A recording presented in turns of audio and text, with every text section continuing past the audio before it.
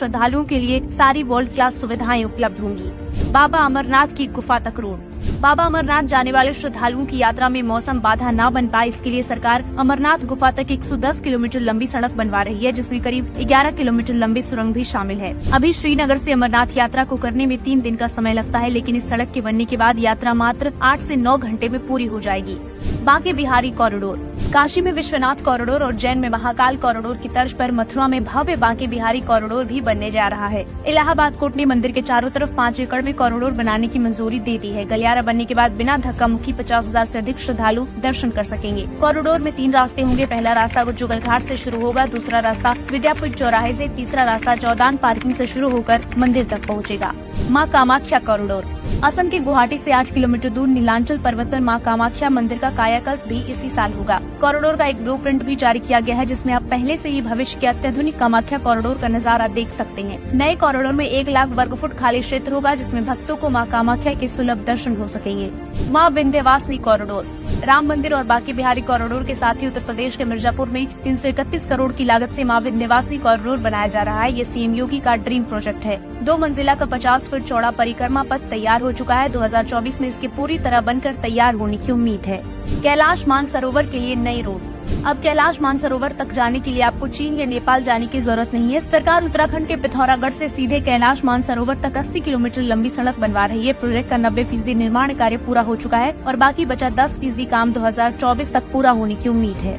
मां वैष्णो देवी धाम तक एक्सप्रेसवे। 2024 में एक ऐसा एक्सप्रेसवे बनकर तैयार होने वाला है, जिससे मां वैष्णो देवी के दरबार तक पहुंचना तो आसान होगा ही, साथ ही सिख पंथ के कई पवित्र स्थलों को भी कनेक्टिविटी देगा। हम बात कर रहे हैं 670 किलोमीटर लंबे दिल्ली अमृतसर कटरा एक्सप्रेसवे की, जिसके बनने से दिल्ली अमृतसर के बीच का सफर 8 घंटे से घटकर 4 घंटे और दिल्ली से कटरा जाने में 14-15 घंटे की जगह 6 घंटे का समय लगेगा। इसकी मदद से भक्त माता वैष्णो देवी के दर्शन बड़े आराम से कर सकेंगे। 4 धाम परियोजना। इस प्रोजेक्ट के जरिए सरकार यमुनोत्री, गंगोत्री, बद्रीनाथ और केदारनाथ जाने वाले भक्तों को सुलभ रास्ता देना चाहती है, जो मौसम की मार को बर्दाश्त कर सके।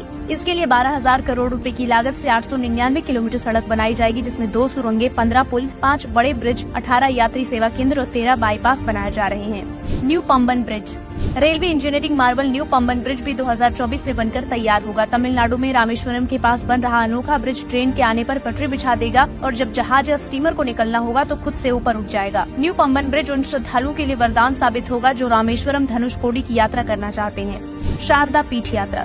2024 में पीओके में स्थित शारदा पीठ के दर्शन करने का सपना भी पूरा हो सकता है। बीते साल पीओके असेंबली ने 5000 साल पुराने शारदा माता पीठ में तीर्थ के लिए भारत से आने वाले श्रद्धालुओं के लिए कॉरिडोर बनाने का प्रस्ताव पारित किया था। 2023 में जम्मू कश्मीर के करनाल सेक्टर में शारदा मंदिर का उद्घाटन करने के बाद शाह ने कहा था कि सरकार आने वाले दिनों में शारदा पीठ यात्रा के लिए पाकिस्तान के कब्जे वाले कश्मीर में एक गलियारा खोलने का प्रयास करेगी। 2014 के बाद किस तरह से धार्मिक स्थानों का पुनरुद्धार हुआ, इस बात से कोई इनकार नहीं कर सकता। काशी कॉरिडोर, महाकाल लोक, बाबा केदारनाथ धाम का कायाकल्प, देशवासियों के सामने ऐसे अनेकों उदाहरण हैं जो बताते हैं कि मोदी सरकार ने जो संकल्प 2014 में लिए थे वो आज भी सिद्धि तक पहुंच रहे हैं और 2024 में पूरे होने वाले ये 10 प्रोजेक्ट भारत में सनातन का सूर्योदय करेंगे। ब्यूरो रिपोर्ट, एक भारत न्यूज।